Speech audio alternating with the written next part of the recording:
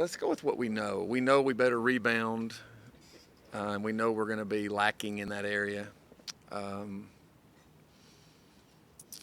we've we've got to establish we've got to not regrow. We've got to re-understand the roots, kind of where you come from, um, what got us where we are, and I think we're doing that. I think we're getting there. They're trying, but this is going to be a team that depends on each other more than any team that we've ever had. Um, so that's going to be a delicate. If we had a problem, Butler or Newsom or Asia Jones go get you 45 points or 50 or 60 or whatever, and it didn't matter. You could get through a little hiccup in some other area, and this bunch won't be able to do that. But I think in the long run, that makes this team more dangerous. But the bad news is you may never get to the long run because you can't get through some of the hurdles that somebody like a Butler or Newsom could get you through. Kind of a versatile team so far. We scrimmaged this weekend, and I think the top 7 or 8 kids are all within 5 or 6 points of each other, which is part of what we're talking about. It's kind of dangerous. You don't quite know where it's coming from. I'll give you the same old cliches. Long way to go. It's a long season. We're not ready. All that's true. I don't know what we're going to do defensively. Don't really even know what we're going to do offensively. Don't know who our top 5 is. Don't know who our subs are going to be. I think we're going to have to learn all this on the fly.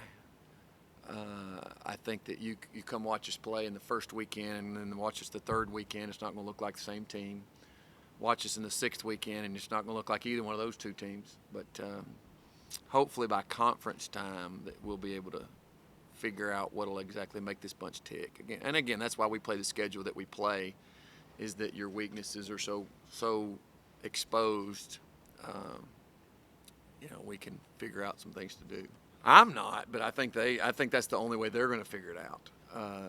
And we need to see some kids. There's a different stress between practice and a game, and I think some of them need to see and react to those stresses. Kids are tired of practicing. They're ready to start playing. I don't blame them. I think that's probably the biggest way that we will develop is when you start seeing games. And you can start referencing back to, hey, don't you remember when you did this in this game, and then we try to do this. And that's the way they're going to grow, because you can say that in practice all you want, and they're not worried about it. And I understand that. Whose shoulders are you relying on the most to lead this team? Back to problem number 1, we don't know. This is going to be a team that relies on each other to lead. We were just so spoiled with Butler and Newsom and Megan White that people, and I've said this before, Megan White was maybe the biggest loss in Butler Newsom in that class. People say it was Butler Newsom, but what Megan White brought to the table allowed Butler Newsom to do what they did. She took care of everything. Issues with the team, she took care of it. Problems that a kid was having, she took care of it. And that leadership void we're still looking to try to fill. And I don't see that personality type, but I do know that they're all trying. They're all kind of, not competing. They're all contributing to try to help kind of fill that lack of a leader, that one leader up that you can kind of always look to. Has any of the new players on the team stood out in practice? It depends on the day. One day, one kid will. The next day it'll be another one. I think that it's a really good group if they figure out kind of what we want. The biggest thing that we're struggling with is teaching kids the way that we play and the way that we think. And that's the biggest challenge. And usually the biggest problem is when they think they figured it out. They hadn't figured it out, and they'll backslide a little bit. But the biggest positive right now is that they all look like they want to figure it out. But I think these young ones are doing well as far as where they are right now. We've got Maya Taylor from Dyersburg, and Imani Robertson from Nana White Station, Dakota Smith out in Jackson. All those kids are newcomers. But then also Ashton Feldhouse hadn't played a minute. Shy Copney hadn't played a minute. Deja Ruffin hadn't played a minute. So we got a lot of youth, either in experience or in age. But they're getting it. It's just nobody stands out consistently yet. Well, there is a importance on girls basketball take about a 80-mile radius that's not typical. You go watch how many people are reading and listening and watching that remember Gleason and Bradford playing each other in packed gyms that people are going to see at 3 o'clock in the afternoon. Westview and Gibson County playing with 2,500 people packing in a gym for a girls game, 1 and 2 in the state one year, and you remember 3 state championships all coming from the West, and some of the great players that have come through here. This has been an area where basketball is a big deal, and they've grown up in high school gyms that were packed, so they understand the importance of it, and so it's not a big jump for them when we start stressing, okay, look, this is a big deal here. This is not, you're not going to an SEC school where you're going to play in front of 500 people. This is different, and those kids, it's not a big leap for them to understand that. Yeah, we've been fortunate to get some good kids in here that have really been able to help us, put us on the map, so to speak, and we just think that the West Tennessee kids have a little edge about them that you need. I do think here's my political statement for the day. I do think the TSSAA and the rules has really hurt girls basketball in Tennessee in the past 15 years, and I hope they'll do some things that might change that. But we're having to look around a little further out for some of those Tennessee type kids, But anytime we can get a good local kid that understands, the culture more than anything, that we just think that's a huge, huge plus. We have the least experience coming back. We have we lost the most in terms of production, but that's the exact same thing that had happened the year before. And I didn't quite see an undefeated season coming following Butler and Newsome's departure. But you get kids in here that are willing to do whatever you ask them to do, and all of a sudden Katie Schubert steps up to be a point guard and leads your basketball team. Is the same thing going to happen this year? It could.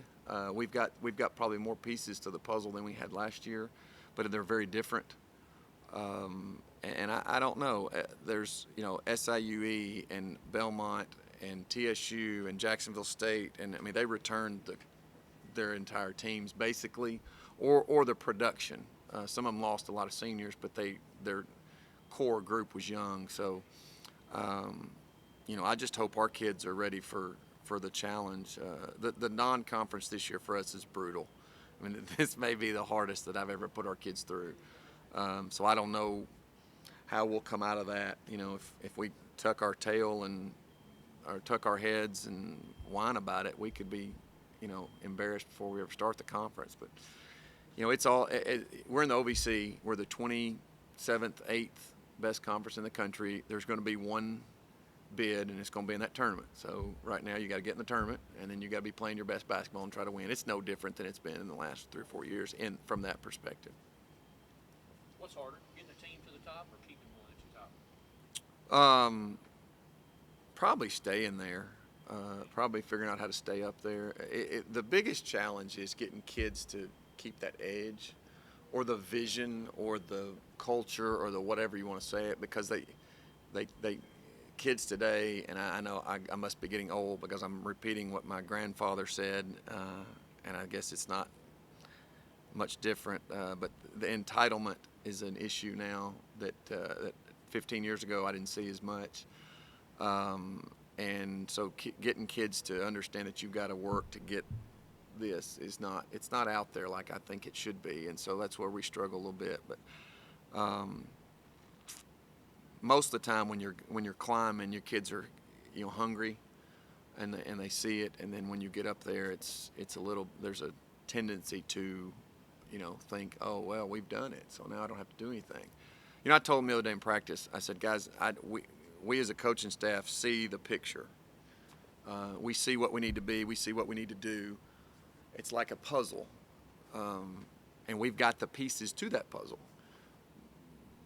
But we don't know how all these pieces are going to fit together yet, and that's where you guys are. And we see it. It's just not in HD right now. It's in the old black and white TV, where we all kind of had to.